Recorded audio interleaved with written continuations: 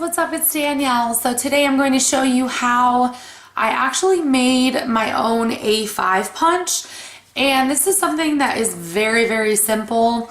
Doesn't actually require a lot of money because you can actually get this exact Swingline hole punch at Walmart for $8. Basically, you want to look for one that has adjustable punch heads. So this one actually does, but I'm actually using this for standard paper. That's why I wrote standard on it. And actually, this doesn't punch as many pages as I need it to, which is actually why I'm reserving it for normal hole punching purposes. Now, that being said, if you guys have been watching my channel for a while, you know that I love to use cardstock in my planner. It just holds up a lot better, and I love how thick it feels. I'm not afraid that I'm gonna tear it, and you know, I figure any way that will keep my inserts kind of, you know, safe is fine by me. So basically, I'm going to show you two different ways that you can use this, and you don't have to do it just with an A5 because I actually use two different size papers. So that being said, we need to talk about the sizes that I have. So what I normally will do with my paper is, or when I'm buying it, I should say, is I'll get a ream of cardstock that I really like, and generally I prefer to go for the Nina, and I like it to be a very thick, very heavy cardstock just because I feel like it's going to hold up a lot better. So this, you know, when you cut it in half, this was actually originally the size of a regular piece of printer paper. So regular sizes of printer paper are actually 8.5 by 11. Now, this is half of that, so it's still 8.5 inches for the, well, technically the width is still technically 8.5 inches, but the length has now become half of 11 inches, which is 5.5. So this is slightly larger than A5. A5 generally tends to be around 5.25. So just to let you guys know, you might want to, you know, keep an eye on that. And then this is the other one that I use, and you can see, as opposed to this one, the biggest difference is 1/4 inch. So you can kind of see up here at the top, the purple one is slightly larger than the yellow. So I literally just decided to use these two different colors and label them so that you guys wouldn't get confused when I do this. So like I said before, what you're gonna need is a hole punch that has adjustable punch heads. And this is actually the one that I'm using for my inserts because it actually punches more pages than the other one. The other one you can actually get at Walmart for about $8, and you can still do the exact same thing, but like I already said, I tend to work with, you know, strictly cardstock, so I needed something that was a little bit more heavy duty. So I'm going to show you really quickly how I actually managed to set this up. So you can see right here all of the holes, and I apologize because there are some still stuck in there. So I'm just going to get that out really quickly.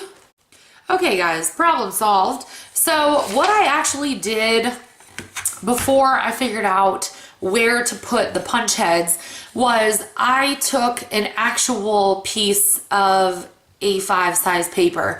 Now this is actually what came with my Filofax, but you can use whatever size whatever size A5 paper that you have on hand.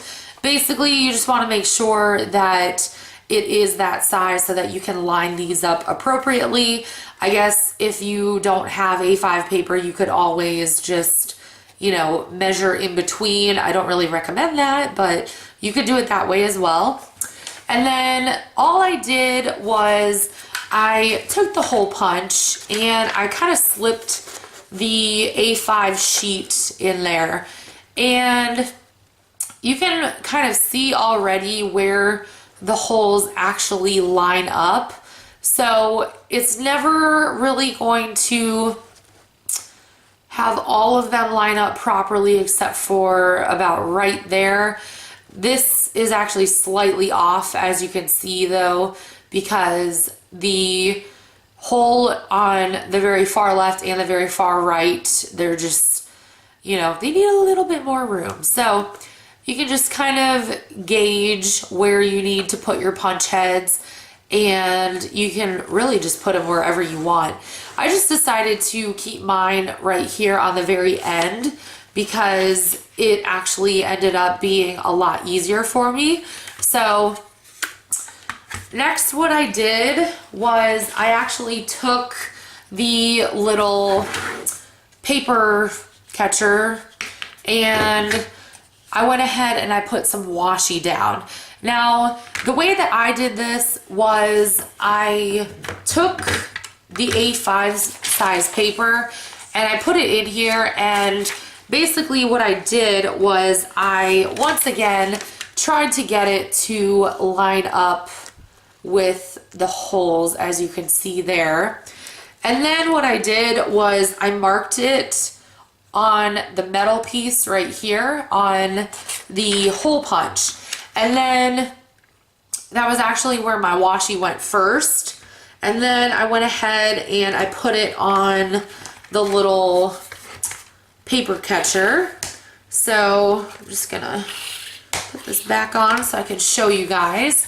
So something that you always want to keep in mind is pay attention to which way, you know, you had it originally, because this does slide off, you know, so you can empty it easily. So I was actually finding that mine were kind of off kilter, and the reason why was because it was actually like this.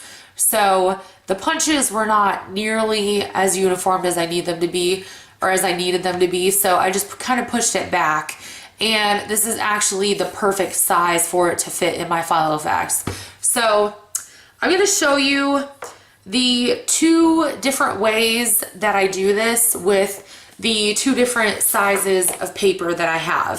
So that being said, I'm actually going to start with the shorter one, which is the 8 1/4 by 5 1/2. So for this one, it's fairly simple. All I need to do is line it up with this edge over here.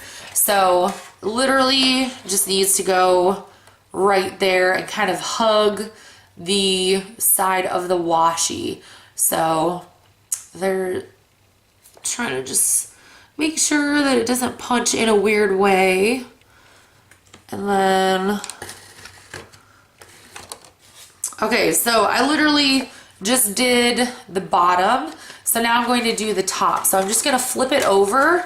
And since I'm using the shorter one, it's just going to go on the exact same spot. So again, kind of having issues doing it at this angle because this is a very weird angle to film at. Kind of like trying to hold everything up while I'm doing this, while I'm also trying to make sure that you guys can see. So again, just hugging that same edge with the paper. And to double check, what you can actually do is take your regular sheet of A5 paper and you can just kind of gauge and see where you're at. So this actually fits perfectly. So just so you can see that right there. It fits perfectly. So like I said, this is just kind of foolproof in a way. Now at this size, the yellow piece of paper is slightly, like literally just a hair smaller than the A5 page. And because it's 8.5 by 5.5, it's going to be a little bit less wide than the Filofax sheet. But I find that that's perfectly okay because it saves me a lot of time. What I was actually doing before was using a single hole punch. This is by Fiskars and I got it at Joann's. And basically what I would do is I would line up my sheet of paper underneath a Filofax sheet or one that I knew had the correct specifications, and then I would just go ahead and go down the line and punch them. The problem with doing that though is it takes forever, especially if you're always making inserts, which I am. So it's a lot easier just to do it this way. And again, you can see that they do line up, so you know it's gonna fit. Now, I'm going to show you with the larger size paper, the 8.5 by 5.5. Again, this is 1/4 inch larger than the yellow one I just showed you, and it's 1/4 and, you know, a little bit more than that larger than the Filofax A5 paper. So, just gonna show this to you guys again. So for this one, what you need to do is actually work on both the left side and the right side of the washi. Thankfully, the washi that I have measures 1/4 inch exactly. So maybe you'll get lucky like I did. Maybe you won't, but you'll never know unless you try. So for the bottom, I'm just going to line it up with this edge over here, which is on my right hand side. Okay. I might have punched that a little bit wacky, but that's all right. And then for what's going to be the top part of the page, you're literally going to fit it up against this side. So that would be my left side. So there's that. Again, you're kind of taking into account that 1/4 inch of paper that has been left on there. All right, so there's that. Just give me 1 second. All right, and then again, you can kind of see if it matches up to the Filofax, and it does. So you're gonna have to kind of play around with this. Honestly, it took me about a half hour to get everything perfect and to figure out how to punch both sizes of my pages, because like I said, I tend to use them both, you know, for different things. It really just kind of depends. But all you really need is just an adjustable hole punch, and you should be able to do this. So anyways, I hope this helps you guys if you're like me and you really don't feel like spending 15 bucks on an A5 hole punch, which honestly, I haven't really heard that great of things about the ones that are out there. So this is a beautiful alternative in my opinion, and you know, hopefully you'll give it a try and see how it goes.